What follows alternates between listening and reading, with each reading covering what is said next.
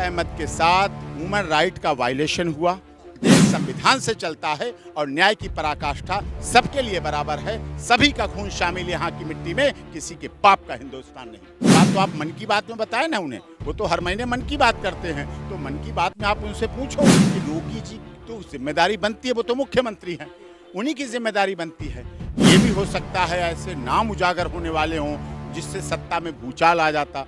हत्या करने के बाद जय श्री राम के नारे लगना, किसी धर्म के नारे लगना, किसने उनके लिए फाइनेंस किया, किसने उनके लिए 9-9 लाख रुपए के बेशकीमती हथियार मंगवाए। उस व्यक्ति की हत्या होना जो बराबर कह रहा था कि मेरी हत्या हो सकती है। अतीक अहमद को भी मुख्य धारा में जुड़ने का जनता ने अवसर दिया।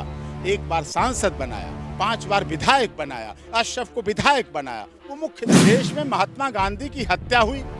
महात्मा गांधी की हत्या करने वालों की गोडसे के भी लोग तारीफ करने वाले आज हैं। एनकाउंटर केस की जांच करेगा, गंभीरता से जांच करेगा, विश्वास के साथ जांच करेगा, और यदि उसमें कोई दोषी पाया जाता है। सबसे बड़ा सवाल है सर आपसे कि क्या गुड्डू मुस्लिम के बारे में बहुत बड़ा खुलासा करने वाले थे अतीक अहमद, जो कोई मरवा दिया गया या फिर कह सकते हैं अपराधी मार दिया गया, या क्या देखते हैं? ये भी हो सकता है डिफेंस की बात आने वाली हो, ये भी हो सकता है ऐसे नाम उजागर होने वाले हों जिससे सत्ता में भूचाल आ जाता।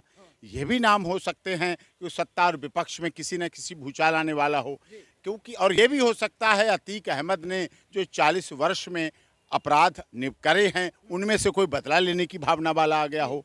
लेकिन इन सब के बावजूद केस की पूरी video recording national news channel के कैमरों में है। आई विटनेस पत्रकार हैं, वेपन ऑफ ऑफेंस बरामद हो गया है, अपराधी पकड़े गए हैं सरेंडर होके वो अटैकर्स।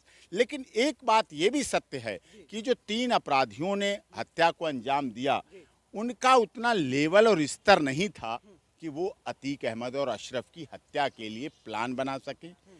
किसने उनके लिए फाइनेंस किया, किसने उनके लिए 9-9 लाख रुपए के बेशकीमती हथियार मंगवाए, किसने 250-250 रुपए के कारतूस मंगवाए, कितनी मात्रा में, किसने उनके लिए होटल की व्यवस्था की, कहाँ किसने रोका, कैसे रैकी हुई, कैसे डमी आईडी बनी, कैसे कैमरे बन लगे, ये सब भी स्थिति देखने की है। जो हत्या हुई किसने की, जांच का विषय है। बदले की भावना भी हो सकती है।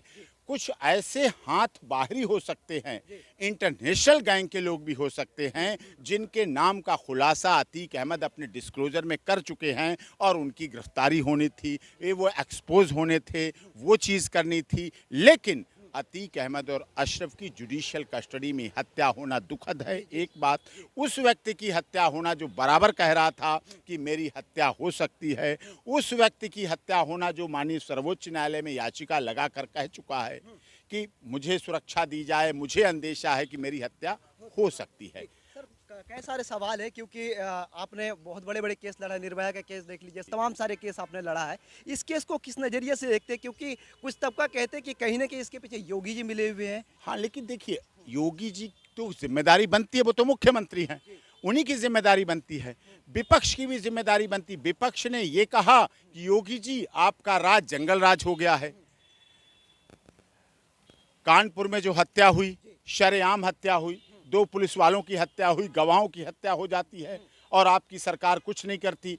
उन्हें बोलना पड़ा, वो बोले कि हम मिट्टी में मिला देंगे। मिट्टी में मिलने लगे लोग, 6 मिट्टी में लोग मिल गए। 24 फरवरी से अब तक 6 लोग। अपराधी होना अलग चीज़ है, लेकिन हमें हर व्यक्ति को, अपराधी हो चाहे पुलिस हो चाहे आम व्यक्ति हो, हमें कोर्ट पर भरोसा करना पड़ेगा, पुलिस पर भरोसा करना पड़ेगा, न्यायपालिका पर भरोसा करना पड़ेगा, हमें अपने जुडिशियल सिस्टम पर भरोसा करना पड़ेगा। उनकी पार्टी का नारा था भय भूख भ्रष्टाचार मिटाएंगे, तो भय मिटाने के लिए उन्हें अपराधियों में भय लाना पड़ रहा है, आम जनता को भय मुक्त करना पड़ रहा है।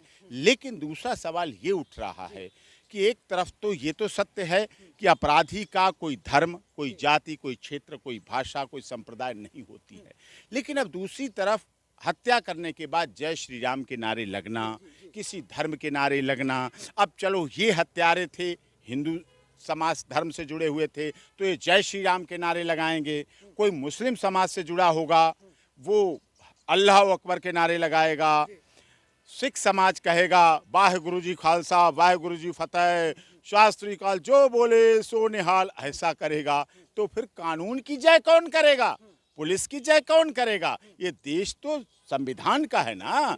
डॉक्टर भीमराव अंबेडकर संविधान निर्मात्री सभा के अध्यक्ष रहे। आपको कैसा लग रहा है, क्योंकि कुछ तबका कह रहा है कि संविधान के हिसाब से कुछ भी नहीं चल रहा देश में, आपको क्या लग रहा है? आप एक जानी मानी वकील है, सुप्रीम कोर्ट के बड़े वकील है, बहुत सारे केस आपने देखा, बहुत सारी चीजें, हत्याएं देखी, बहुत सारी मर्डर देखी, आपने बहुत करीब से देखा, कैसा लगा? नहीं, संविधान ऐसा नहीं कह सकते कि आप बिल्कुल देश संविधान से चल ही नहीं रहा है।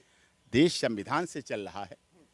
आपने शबनम सलीम वाला केस देखा, हमने संविधान की धाराओं से उन बेचारे दोनों को बचाया फांसी से और उस ताज की शादी के लिए इंतज़ार करने को कहा। उसके बेटे की, शबनम सलीम के, जो जेल में पैदा हुआ, उसको इंसाफ मिल रहा है।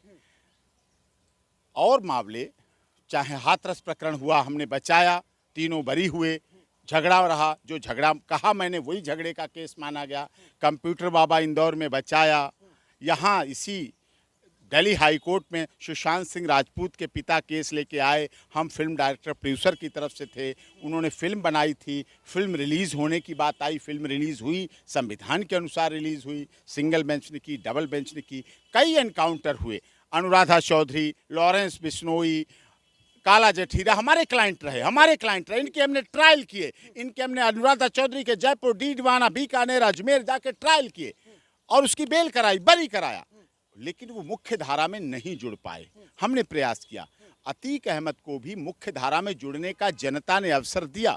एक बार सांसद बनाया, 5 बार विधायक बनाया, अशरफ को विधायक बनाया। वो मुख्य धारा में जुड़ सकते थे, लेकिन उनकी क्या मजबूरियां रहीं, वो मुख्य धारा में नहीं जुड़ पाए। उन्होंने अपनी पत्नी, 5 बेटे, अल्लाह ताला ने 5 बेटे दिए, कितनी बड़ी इनायत की उनके ऊपर, और उन्होंने 5 को अपराध में झोंक दिया, पत्नी, भाई, सबको झोंक दिया। बड़े बड़े अपराधी अपने परिवार को नहीं झोंक। तो ये देश बड़ा बेटा बेढंगा है, बहुत रंगीन है देश।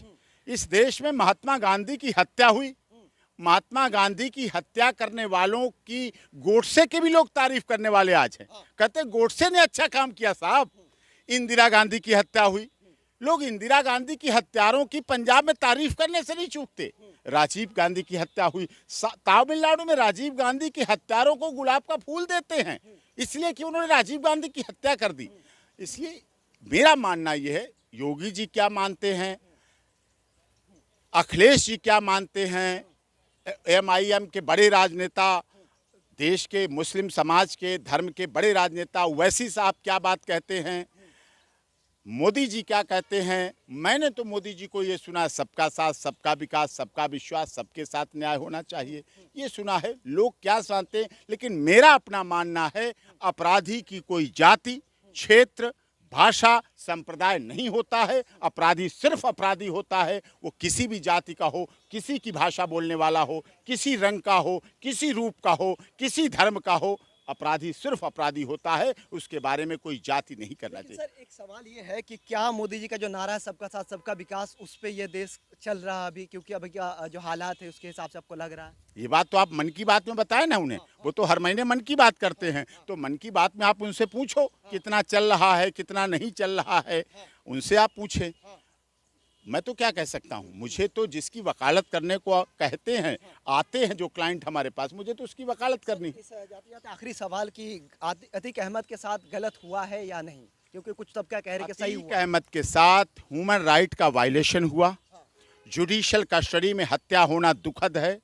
न्यायिक कस्टडी, जुडिशल कस्टडी में हत्या होना किसी भी सरकार के ऊपर, किसी भी शासन प्रशासन के ऊपर, पुलिस के ऊपर सवालिया निशान छोड़ता है।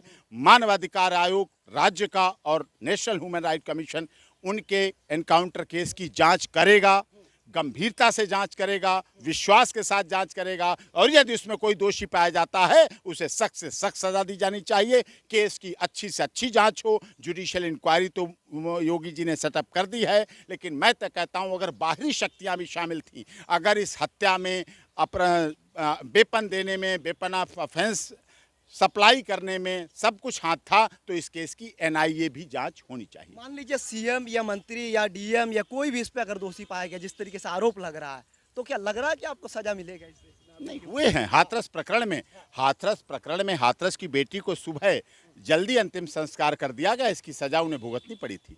होता है, ऐसा नहीं न्याय होगा। Access to justice for all.